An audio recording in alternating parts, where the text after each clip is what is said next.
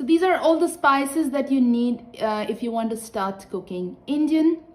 And I will break down what is important out of all of these and what you should definitely be having in your Indian kitchen.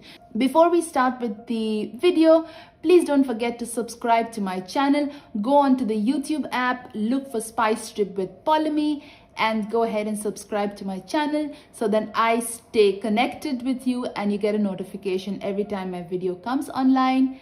Let's start with what are the spices and what should you most definitely have in your kitchen right now.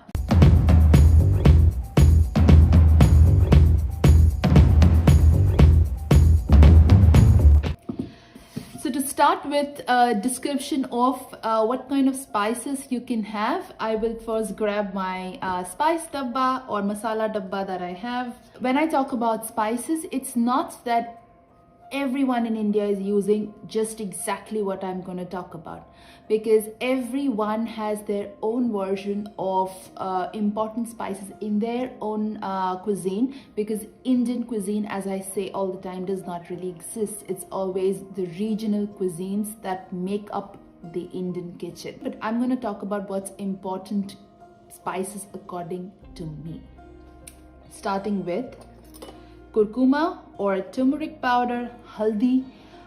This is very important because we of course use this in almost all our dishes. By this I mean all the hearty dishes. And then moving on is our red chili powder. Now this is, there are two types of red chili that we commonly use in the Indian kitchen, this one and the Kashmiri red chili powder. Kashmiri red chili powder is not as spicy as this one, and it is much bright red in color. So if you want your dish to be less spicier and bright red in color, Kashmiri red chili is your friend. Then comes in cumin seeds, komijn zaad, of course, very important. And then again, very handy to have is cumin powder. Comes in our mustard seeds. These are black or brown mustard seeds. Of course, in the Netherlands, yellow mustard seeds is known as mostardzaad, but in the wide Indian kitchen, the black or the brown mustard seeds are used. We have coriander powder. Using whole coriander seeds is pretty rare because the whole coriander seeds is used in the spice mixes, for example in garam masala, tandoori masala, chaat masala, so and so. But using the whole spice in the cooking is a little rare thing. So we always have a powdered version of the coriander seeds, that's the coriander powder. And the last spice that you see in my spice box is this. That's because I come from Bengal, from the east of India, and this is something which is very important in our kitchen.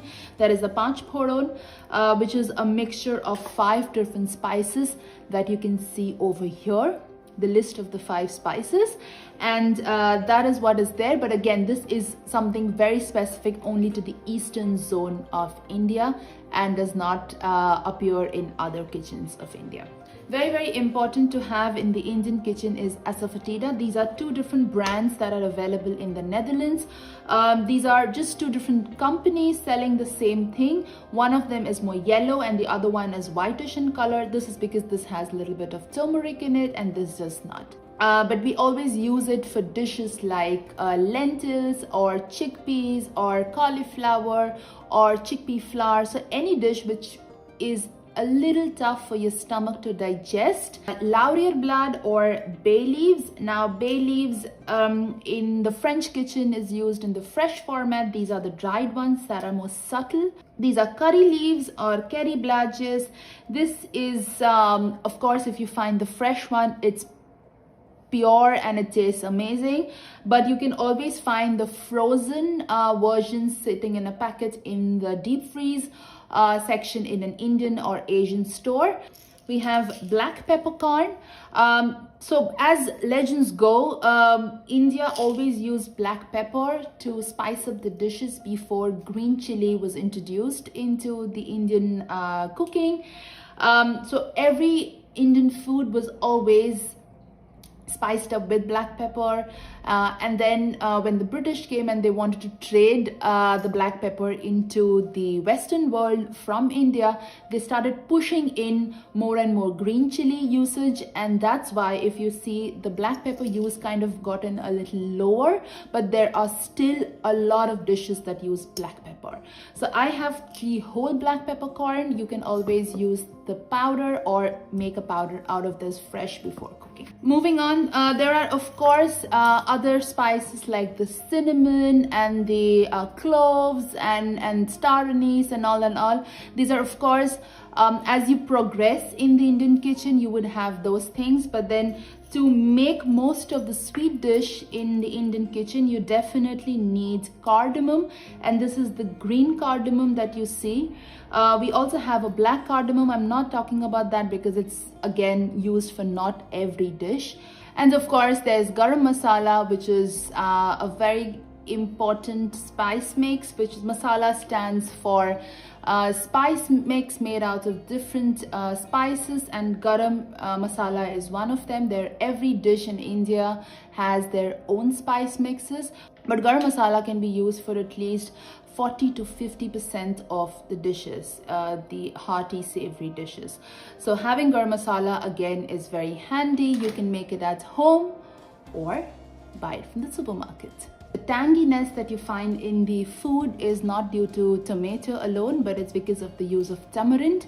I use this, and this is a newly introduced product. It's not sponsored, of course, but then this is a concentrated version of the tamarind pulp, and it's super handy when you want to make some tamarind chutney or to use it directly into any dal or sambar. I think almost all Indian dishes talk about ginger garlic paste.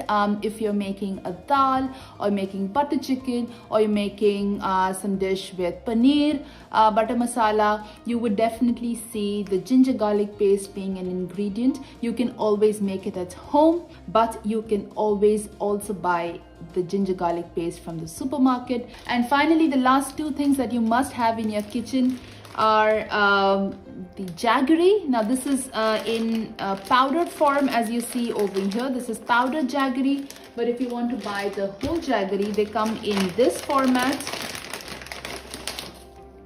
like this. What is jaggery? It is molasses of sugar cane. So before the sugar cane goes in for any processing and the molasses is taken out from the sugar cane, what you have is the jaggery. Do not find this easily in the region that you live. You can always use palm sakar or palm sugar. And the last thing that you would see being used in a lot of recipes is grated coconut. Using coconut milk is very rare in the Indian kitchen, but using grated coconut is, and most of the recipes in the Indian kitchen would have a paste, a spice paste, a bumbu made with coconut and a lot of other spices. And having a grated coconut inside your freezer is very helpful because you can always take it out, thaw it in the magnetron in the microwave oven, or let it sit in the kitchen counter for an hour, and then you can use it very easily. I hope this helps you to kind of break down what are those spices that you most definitely need to have if you want to start cooking Indian food. So this is all the spices that you would need to start up. Of course, as you progress, there'll be lots more, but I hope this helps you in progressing ahead with a lot more dishes. Don't forget to give me a like and subscribe to my channel. Drop in a comment if you like this video, and share it with your friends, of course, without saying. I hope to see you all again with another easy video. Take care and bye.